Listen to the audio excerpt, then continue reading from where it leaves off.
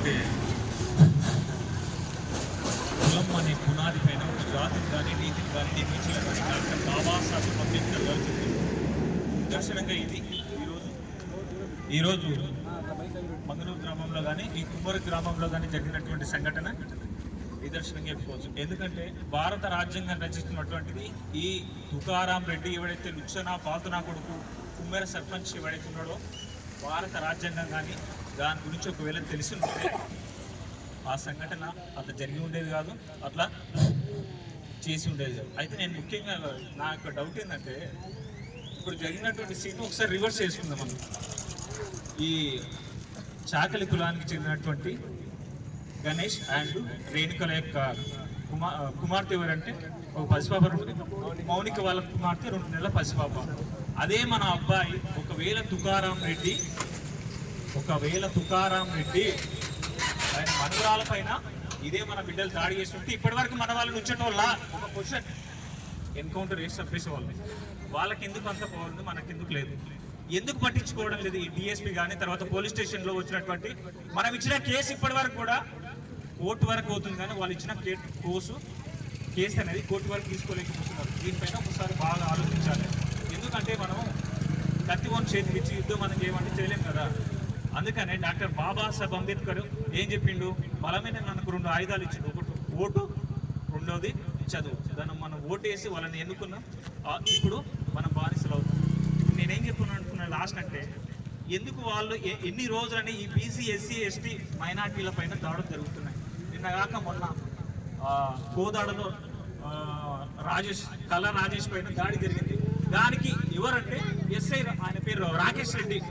పూర్వం ఎవరంటే రాకేష్ రెడ్డి, ఆయన పైన ఇంతవరకు ఏం లేదు. మొన్నటికి మొన్న మళ్ళా ఎంఆర్పిఎస్ అధ్యక్షులు అన్న ముందరికి జరగడం వల్ల సస్పెండ్ చేసి అది చేసి ఎందుకు మన పైన ఇన్ని కేసులు ఇన్ని అత్యాచారాలు జరుగుతున్నా ఎందుకు లేట్ అవుతున్నాయి, ఎందుకు మన పైన ప్రశ్నించలేదు, ఎందుకు ఇంతగానం లేట్ అవుతున్నా అంటే మన లోపల మనకు చైతన్యం లేకడం, వాళ్ళు ఆధిపత్యం చెలాయిస్తున్నారు కాబట్టి మన పైన దాడులు ఇంకా జరుగుతున్నాయి. ఎవరైతే కుమ్మేర సర్పంచ్ తుకారాం రెడ్డి, తర్వాత శ్రీనివాస్ రెడ్డి, ఆ లుచ్చానా కొడుకులు 6 మంది ఉన్నారు కదా, నేను కేవలం వాళ్ళను దృష్టిలో పెట్టుకున్నట్టున్నా ఇప్పటికీ కూడా వాళ్ళపైన ఎటువంటి చర్యలు 3 తీసుకున్నామని చెప్తున్నారు. 3 కాదురా బాబు, ఇప్పటి వరకు వాళ్ళని ఎన్కౌంటర్ చేసినా కూడా మనకు తప్పు లేదని నేను చెప్తున్నా. ఎందుకంటే 2 నెలల పసిపాప పుట్టి ఆమె ప్రపంచాన్ని కూడా కళ్ళు విప్పి చూడలేదు. అటువంటి కాలుతో తన్ని హాస్పిటల్ పాలు చేసినా కూడా ఇంటికి తీసుకురావాలంటే ఆమె అన్నగారు ఇంతకుముందు సత్యశీల సాగర్ అన్న గారు మార్కెట్ యార్డ్లో చెప్పింది, కుమ్మెర గ్రామానికి తీసుకొస్తామని కూడా 6 మందిని కూడా అరెస్ట్ చేయలేదు, ఏం చేయలేదు. మధ్యలో నన్ను తీసుకపోతే ఏం చేస్తారన్న భయంతో కూడా తీసుకుపోయి మళ్ళీ అదే హాస్పిటల్లో పెడితే డీప్లో పెట్టి పాపం తీసుకొని మళ్ళీ బయటికి రావడం జరిగింది. ఎప్పుడు 2 రోజుల తర్వాత తీసుకొచ్చి చేయడం జరిగింది. ఎంత నిదర్శనమైన ఘటన చూసినా ఒక్కసారి ఎందుకు మన లోపల ఇంకా చైతన్యం లేదు అంటే మన లోపల మనకు చైతన్యం లేని దానికి మనం ఏం చేయలేము. నేను లాస్ట్గా ఒకటి చెప్తున్నా, ఈ రెడ్డి ఎవరైతే వీళ్ళైతే ఉన్నారో వాళ్ళకు గట్టిగా సమాధానం చెప్పాలంటే మనం అందరం కూడా ఫస్ట్ ఆఫ్ ఆల్ చైతన్యంగా ఉండాలి. ఎందుకు బీసీ ఎస్టీ మైనార్టీల పైన దాడులు జరుగుతున్నాయి అంటే మనం గట్టిగా లేకనే ఇవన్నీ కూడా జరుగుతున్నాయి. ఈ పాటికి తీసుకుపోయి వాళ్ళని ఎన్కౌంటర్ చేసినా పర్వాలేదండి, ఎన్కౌంటర్ చేసినా పర్వాలేదు. రేపు ఫిబ్రవరి 8వ తారీఖు ఉస్మానియా యూనివర్సిటీ నుంచి యువత కానీ తెలంగాణ యూనివర్సిటీ నుంచి ఏఎస్ఏ అంబేద్కర్ స్టూడెంట్స్ అసోసియేషన్కి అధ్యక్షుడు నేను.